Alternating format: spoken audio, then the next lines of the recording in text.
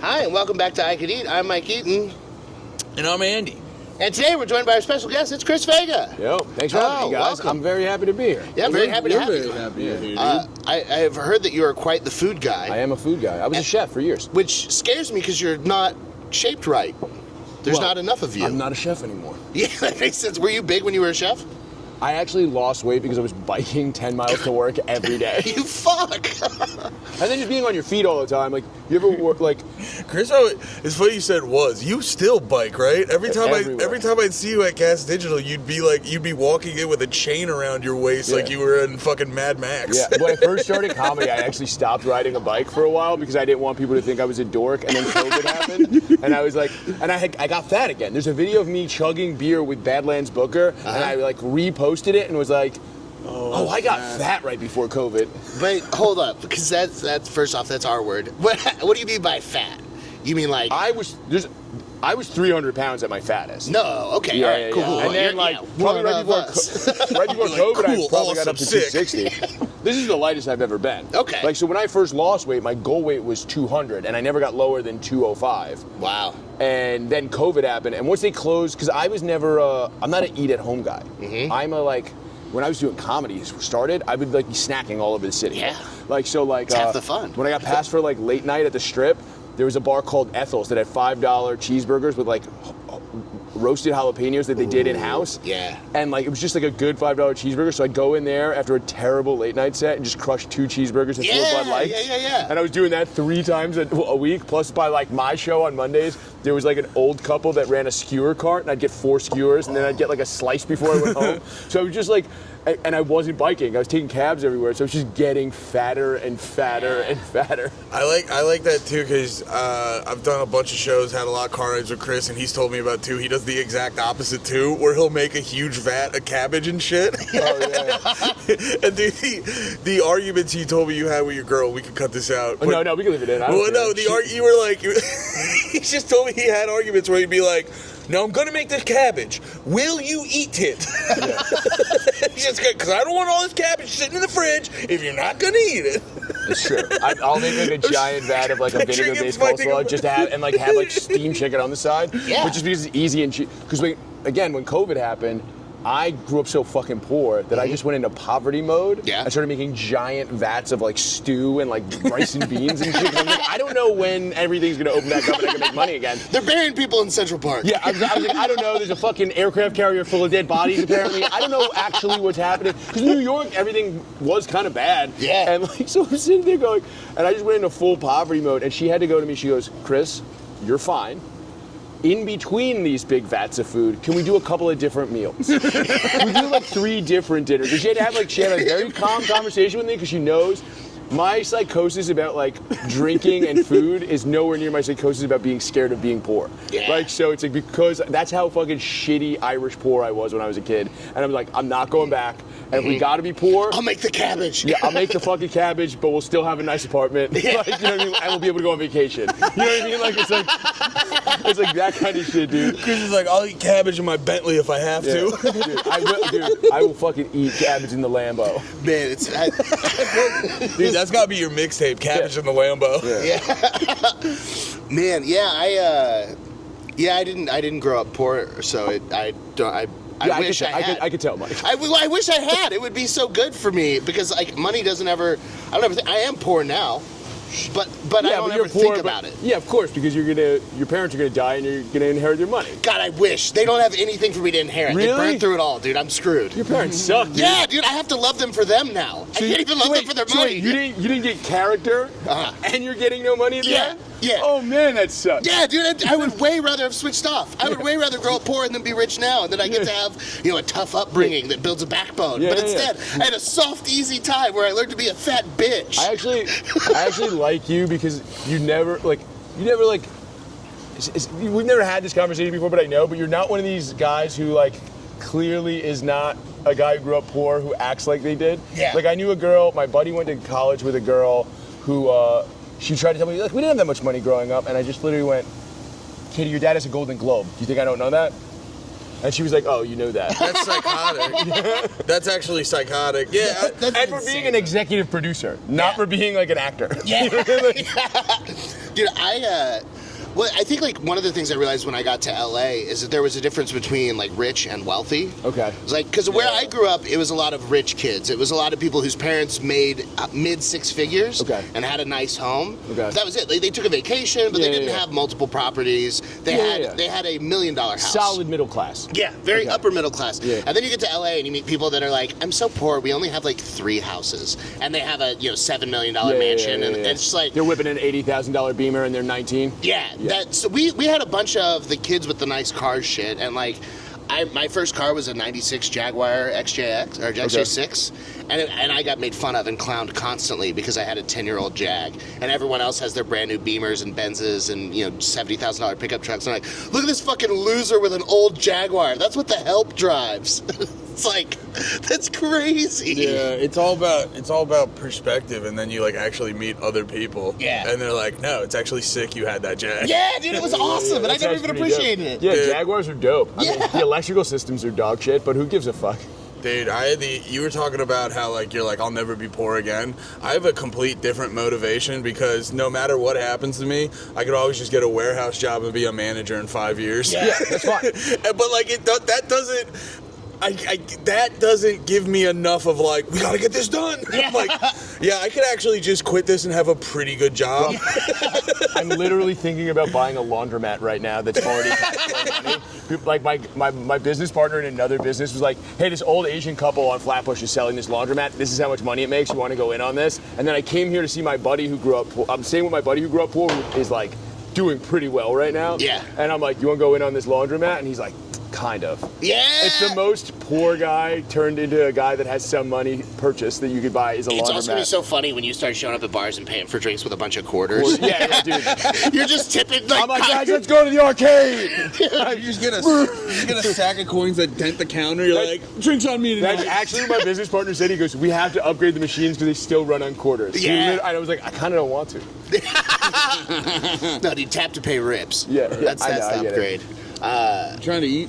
Yeah, so this is a food podcast, but we talk about food. Yeah, food, doomsday prepping. Yeah, life.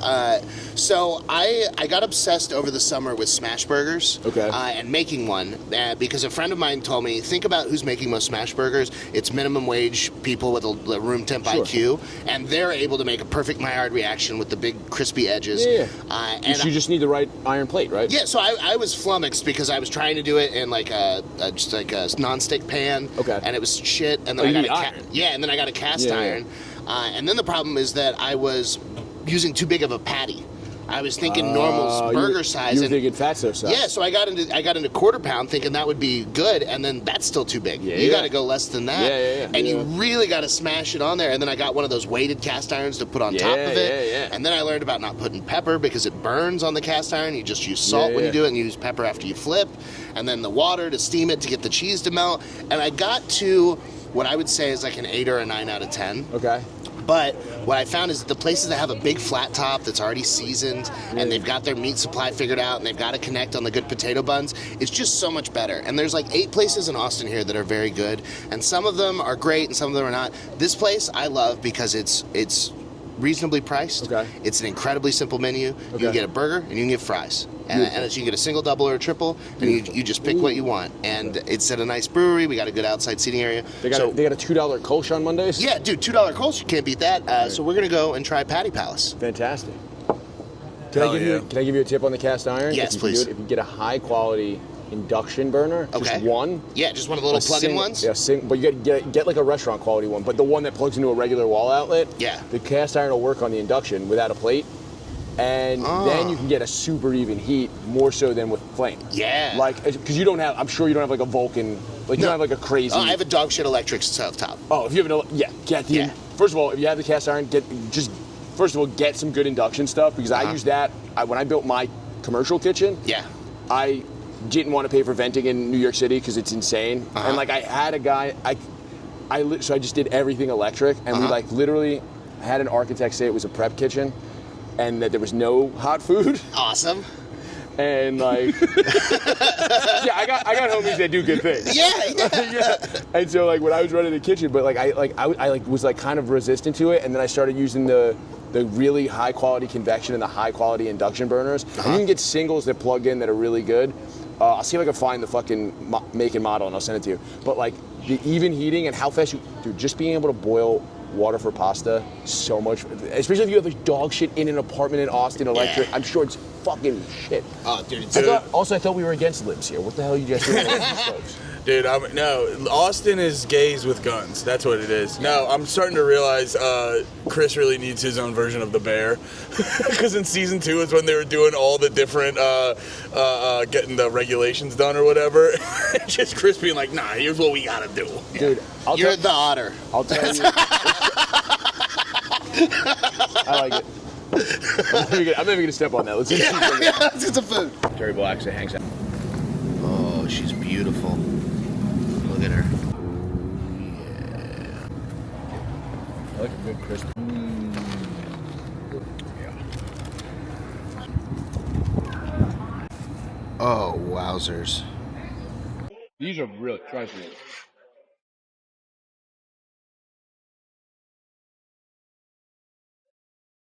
I'm an onion ring fan. I really like those. Yeah, that's crazy. What's your opinion on the fried pickle? I've had like 2 good ones in my life. So I love pickle. I think it makes pickle work. I have had a handful of like bottle cap style fried pickles. Okay, they're not bad. Yeah, but they don't really do anything for me. I had like fried pickled okra, and that was okay. But like an actual fried pickle, I don't understand why people think it's great. Fried okra is a god tier side. It's good, yeah. But it's underrated. Especially at like barbecue places where they really go in on it, yeah. Honestly, something about barbecue I really love is like the sides are always dope. And like it's always the same things, but it's always like a little different than the last place you went. Well, they make a tub of cabbage. Yeah, and it's cabbage. It's really a man after my own heart. You're like, these guys got it. Well, it's cabbage. It's a man after my own fart. I really wish I was mic'd up for that. It'll pick it up. Well, I love it. Just like you can get collard greens every time. You get baked beans, and it's always like pretty good. Potato salad if you want it. Like it's like, and they give a shit because people are gonna be. If you have bad sides at a barbecue place, people are like, it doesn't matter that the brisket's good. It comes with 2 sides and they suck. Yeah. Dude, every place has their version of that, dude. If you have like at a deli, you have good meat, but if the roll fucking sucks, who gives a shit? Yeah, exactly. Mm-hmm. It's literally half the meal. Well, it's like Russ and Daughters, which is the best like smoked fish and shit in New York. It's like known for that. It's the most famous one. It might be better, but like their bagels aren't good. So like really? they're fine, but they're just not great. Like interesting. So like Ralph that owns Gas Digital, he's like it infuriates. He refuses to eat. He's lived in that neighborhood so long that he's like I refuse to eat the bagels from there. Mm-hmm. So he like goes through the process of getting H&H bagels. And then putting the fucking and making the exact sandwiches you can get at Russ and Daughters in his house with the better bagel. I respect the shit out of that. Yeah. That's a cool move. Yeah. Knowing what you want. Yeah, I get it though. Like everyone from like New York and shit are annoying about the bagels, but it's just like not to sound corny. It's just different, dude. Like you get an old school New York bagel place. It's great.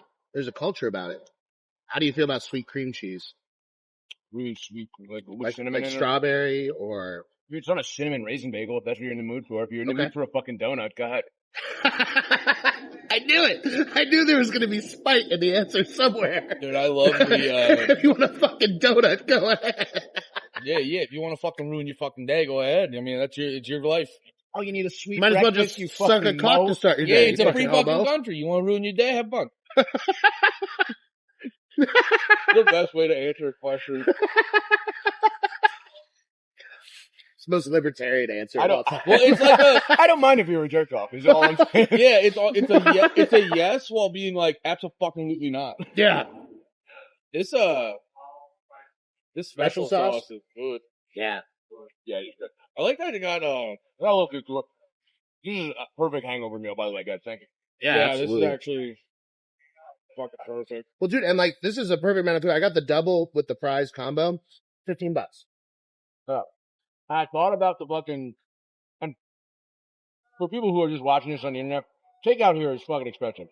Like, yeah, Yeah, it is. but like, yeah, there's a good amount of food. I think the triple would have been a little too much. Mm-hmm. Dude, the bun though, it's that Martin's potato roll Yeah. soaks up all that butter. Special. But to bring it back to the bagel thing real quick, how funny is it that that one guy from LA had to move home because he got clowned so hard? I had a video that did like 50,000 views that just me. I said if you want to, yeah, I said if you want a scoop bagel, buy a flago, which sounds like a slur for this guy. Yeah. So funny. The whole scoop thing sounds like, I go, how about you skip a sandwich if you're worried about that? Yeah. Or go get a fucking flatbread. Why are you scooping dude, a huge roll? Get some chips and dip, you jerk off. Yeah. Go eat some fucking hummus, you fairy. Removing any part of it that's rude. It'd be one thing if it's like, okay, bagels are the only bread we have. But you're like, no, there's a million other options. Why are you scooping out the best part of this food? Yeah. Do you like the outside that much? Like, what are we doing, dude? It's like a guy who likes to look at buttholes, but won't put his gross chicken stick inside it. Yeah. Exactly what that is. I don't understand guys who don't do butt on ladies. It's like it's so close. Who I gives a think shit? a lot of times it's a religious thing. Grow up. There's no God. Fuck a butt, dude. What are you doing? Yeah, I just put out I retired this joke about nobody's doing ass eating. If you're still doing an ass eating joke, you're an idiot. I should have just recorded that joke and put it as a clip years ago. But it literally is like, how have you never been in 69 position and not been like, I wonder what would happen if I stick my tongue right there? Yeah. It's like that's the first time. That should be the first situation in which everybody eats ass, Yeah. and then you should go, oh, that was fun. Yeah. Unless it was really not fun. Yeah. I guess I can understand if you're like first time doing it, it's a traumatic experience. Yeah. But also, I think there's no way before you do it, you don't know. Although there was a You can see. Twitter video back in the day. There was a Twitter video that went super viral. Oh, I'm so And scared. it was this fat black chick getting her ass eaten, and then she just rips ass. And the dude just goes, she's laughing. It's so funny. She's laughing. She clearly did it on purpose. And she's laughing so hard. She's laughing her ass off. And this guy just goes, bitch, the fuck is wrong with you? And just starts throwing up everywhere. Yeah. And Yeah. if a girl did that to me, I'd maybe never eat that. Yeah. It would have to really establish trust. Well, you'd probably have to because you'd be in prison for murder, right? Yeah. I prefer jelly. Yeah. I wouldn't be eating ass because I'd be in solitary confinement for the killing spree I went on. Yeah, I'm not a big fan of eating ass, but I'm also shocked by dudes who have never tried it. I go, how did you not just go, It looks so like fun. you said, you're like, look, what if I lick that? And then you realize you like it or you don't.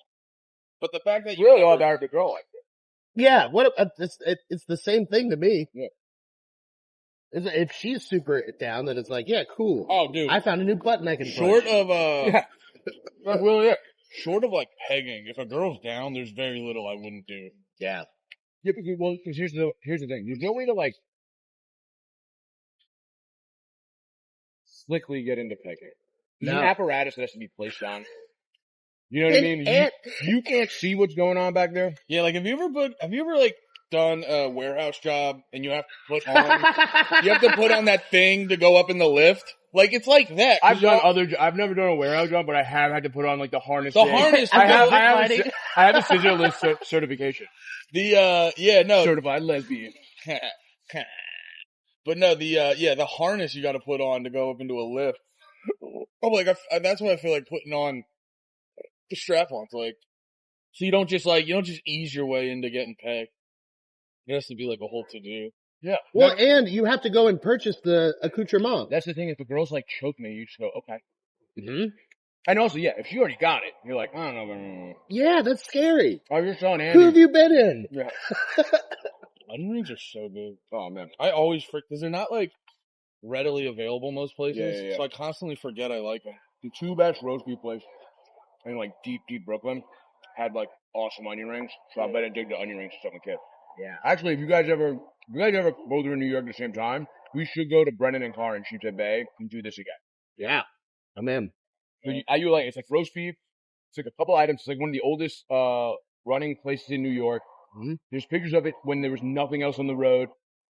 It's super deep in Brooklyn, and they just take a whole roast beef sandwich. They dunk the whole thing in boiling hot stock, and then they like the apparatus that the beef stock is in. You look at it, you go, they haven't made that in 80 years. Yeah. Like you're like because nobody's starting a new restaurant that does this. Yeah. And they like pour a ladle full of it over the top. They have ice cold Budweiser mugs. Yeah. And it's like bang an onion ring. It's Row. bang an onion ring. That was just like Andy won. You guys wear butcher coats. You guys I'm telling you, we'll do this when we're in Brooklyn. Dude, your caveman just came out so hard. He said ice cold Budweiser. Andy want fun. No, because that was like, remember the Japanese place we went to in Vegas? Hachi. Yeah, dude, Hachi Machi. Hachi, they had, that's what they would do, dude. The ice cold mug, Oh, yeah. that's like kind of awkward to use. Mm-hmm. It's the fucking best. We were laughing because if you didn't have enough wrist strength, you had to two-hand it like a girl. Yeah, you had to be a little kid. And it looked hilarious watching a grown man have to go, My beer is cold and heavy. There's an old school place in Brooklyn called Barrels. It was the last bar Brooklyn to let women in. I think I forget who first woman was, but it was somebody. You can look it up online. It's like a famous story, but it was somebody to the level of like Meryl Streep. It's not her, but it's somebody like that. And like they used to only sell Budweiser and like Jameson, and when they outlawed styrofoam cups in New York, they stocked their entire empty basement because they would sell to go. Their grandfather didn't sell to go. They called them Farrellizers. Like 32 ounce, and the beer comes out super cold. I don't know how they did it. They didn't have like, what is that thing called? The glycol system? That didn't exist when I went to this bar the first time when I was 17. So there's definitely just lines running through ice in a basement. Yeah, That like- someone is re-icing every hour. Yeah, something like that. Like, the place didn't have stools at the bar until like 12 years ago. I'm telling you. Like, they sell these, and they stocked the basement with just as many, because if you have them, you're allowed to go through them. And you have like 5 years to get rid of them. So they like stocked 10,000 or 100,000 styrofoam cups. I mean, most of the time people are drinking in glasses there now, but on St. Patrick's Day, if you walk anywhere near there, for like the entire week surrounding St. Patrick's Day, people come back to New York to celebrate St. Patrick's Day, and there's just styrofoam cups everywhere. That's awesome. Were they one of those places that just had random hours? Or were they open like every day and shit? They were open every day. Cause there's like, I forget the place. It's in, not Hoboken. I think it's in Newark. I can't remember it, Jersey. But it's one of those places called So-and-so's House of Quality. And you can get hot roast beef and it's open like 3 days a week and you better have cash. And there's not really a sign. You just go like, hey, can I have the thing? Yeah. I love that shit. Yeah. Try and modify something, they look at you like you're retarded. Yeah. They commit a hate crime on you. Yeah. Yeah. It's the kind of place that like, it's like, What race are you? I gotta You're do not this haircut properly. they're not anti-Semitic, but they hate pickiness so much that it comes off that way.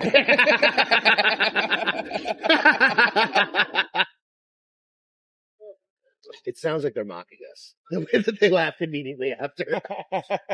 Oh, that's been a fear of mine my whole life. If I I'm about to hear go fight someone. If I hear a group of 3 or more people laughing near me, I go, what are they talking about before?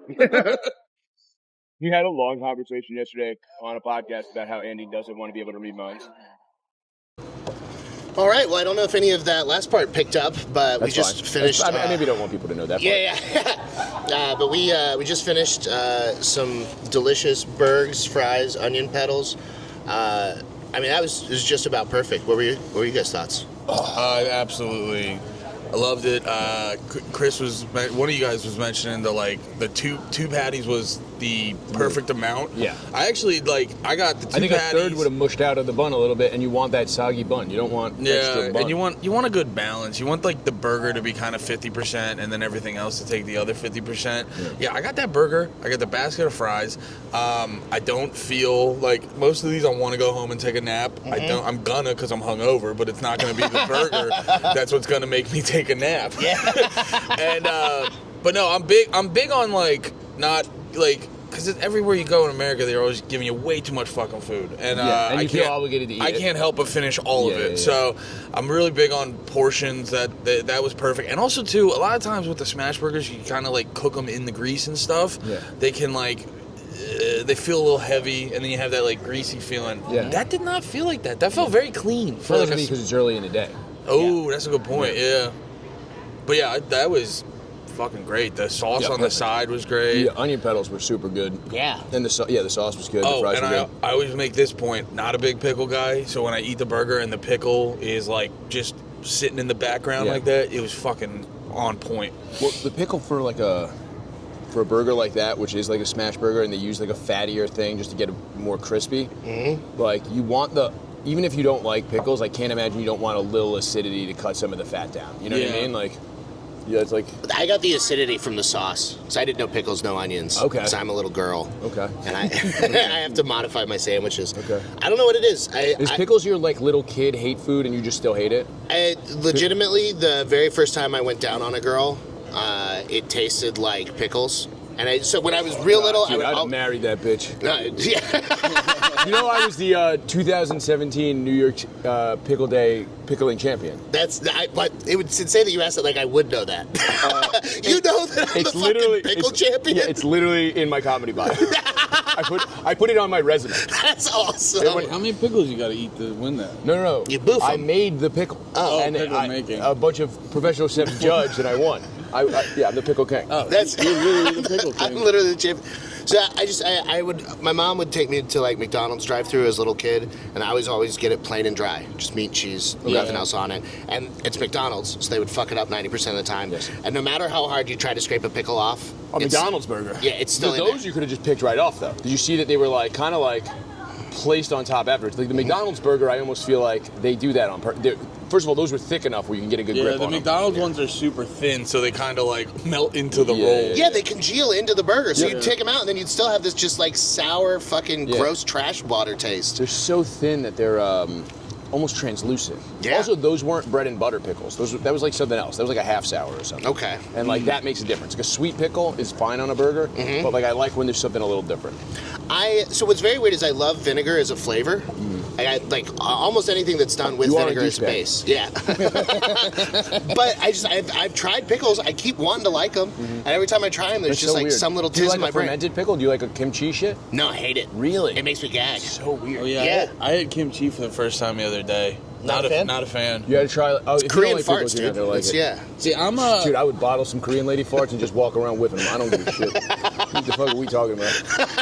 Oh yeah, dude. We went to Korean barbecue the other day, and they had they just had K-pop bands playing on the TV, and it would just constantly be like, man, look at that. Wait, how old is she? I have no opinion. Yeah. Oh, dude, I mean, it was so funny watching everybody see that hot pole vaulter in the fucking Olympics and then finding out that she was 17. Like, you're like, God damn it. Oh yeah, that rules. That rules finding out you're a pedophile. Burgers. Burgers. Well, how did that part out? Yeah, probably not. Probably not. It's at the end. Yeah, it's work. Yeah.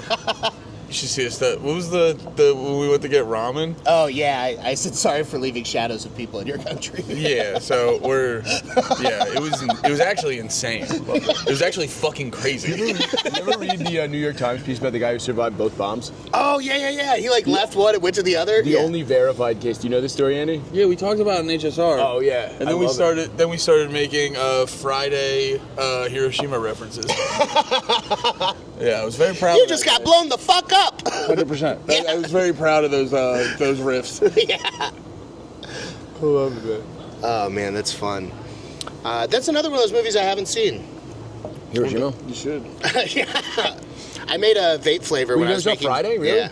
I made vape you're juices racist. called. so funny. No, I just grew up like incredibly white and sheltered. Okay. And my parents were like in their mid-30s when I was born, and then they were both working most of my childhood. Gotcha. So they were like, you can't see anything that's like over PG-13. Gotcha. And so I guess I saw a lot of kids movies. I've seen Mighty Ducks and all of the Air Bud franchise, you know. But No black people in any of those. yeah, like the blackest movie I saw was Remember the Titans. Air Bud. Yeah. No, they replaced the black person with the dog. No black That's how people. racist Air Bud is. Yeah. No black people, no pit bulls, nothing black about it. Dude, there's like 30 Air Bud movies. It's fucking Yeah. weird. There's 8 that are canonical, and then there are like 6 Shut the fuck up. that don't really Canonical- count. and then there's the Air Bud babies. Yeah, Air Buddies. The original, the Yeah. original Air Air Bud Buddies? is dead. I went on. Because- I did a deep dive on Wikipedia on the Air Bud franchise. Dude, it's fascinating, right? Yeah. Buddies. Because it starts off Air Bud, where he plays basketball. Then Air Bud 2, Golden Receiver, he plays football. And then Air Bud 3, Spikes Back, he plays volleyball. Air Bud 4, 7th Inning Fetch, he plays baseball. And then Air Bud 5, World Pup, he goes into soccer. And then it goes into the Air Buddies. And then they do like Treasure Buddies and Space Buddies and Holiday Buddies. Space Buddies is fucked up because every time you send a dog to space, it dies. And then the dogs start talking at some point. It goes from like you can kind of telepathically communicate to the dogs speak. I hated it. So I don't consider those canon. Do you guys see that? Do you guys see that CEO assassination video? If there's anyone out there who could do that to Mike, Anybody out there that could train a golden retriever to do that to Mike? If we could get like a Waluigi Mangione to come and shoot me. Airbud 7, start the revolution. Airbud 2, Electric Boogaloo. But anyway, the burger was really good. Yeah, the burger was fire. Yeah, come check out Patty Palace. Yeah, Hopefully- great crispy edges. Hopefully some other idiots won't be cackling in the background filming content while you're trying to eat your lunch. Yeah, I hope there are. And also, I don't know how much you can see by the background of the people around us, but our type love it, and it's very good. So, Our kind. yeah, our kind are here in force, all right? These are heavily reinforced benches. They're built for 8, but they'll hold 4 of us, you know? It's They are metal. They're not even all wood. yeah. they knew. Yeah. They knew their customers. Well, Chris, you said you got a half-hour special out now? Yeah, it's a half hour. It's called Burn After Saying. It's on the High Society Radio YouTube channel, and there's probably also a bunch of content with Andy in that too. So just go subscribe to that channel and check out the special. Fuck yeah. Well, thank you so Hell much yeah. for coming on. Hell yeah, dude. Thanks for having me. This has been I Could Eat. Bye.